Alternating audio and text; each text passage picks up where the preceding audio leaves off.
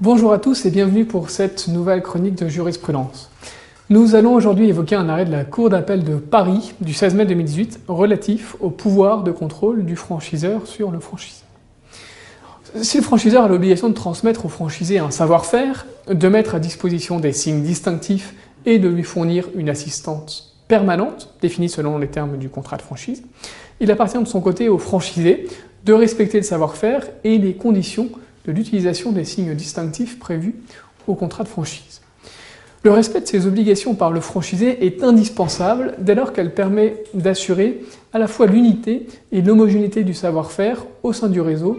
et l'image de la marque attachée au réseau.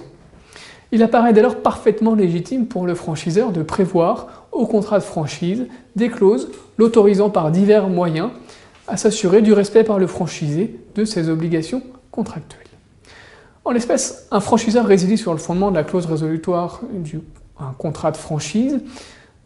en raison de l'arrêt par le franchisé du paiement des redevances depuis plusieurs mois. Il est utile de préciser dans cette espèce que le dirigeant du franchisé était un ancien salarié du franchiseur. Condamné en première instance, le franchisé interjette appel de la décision. Il faisait notamment valoir que les réclamations pécuniaires du franchiseur étaient indues dès lors que la signature du contrat de franchise n'avait été qu'un montage financier destiné à dissimuler une relation de travail avec le dirigeant du franchisé. Il prétendait à ce titre que le pouvoir de contrôle et de discipline du franchiseur sur le dirigeant du franchisé, ainsi que le lien de subordination, ressortait des clauses du contrat de franchise relatives à l'approvisionnement, au prix de vente des produits, aux normes et directives, à l'efficacité et à la rentabilité et à la vérification du travail. De manière parfaitement classique, la Cour juge sur ce point, sans détailler le contenu des clauses dans son arrêt, que celles-ci relèvent du pouvoir de contrôle du franchisé et qu'elles sont parfaitement fondées. Elle juge à ce titre: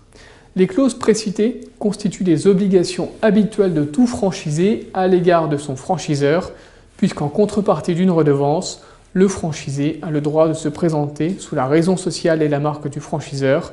en appliquant le concept et le savoir-faire mis en place par le franchiseur, de sorte que les modalités de contrôle de ce dernier se justifient pour s'assurer du respect des engagements par le franchisé. La Cour d'appel ajoute que le franchisé ne s'est par ailleurs jamais plaint de l'inexécution par le franchiseur de ses obligations contractuelles et juge en conséquence que l'illégalité alléguée du contrat de franchise par le franchisé n'est absolument pas démontrée.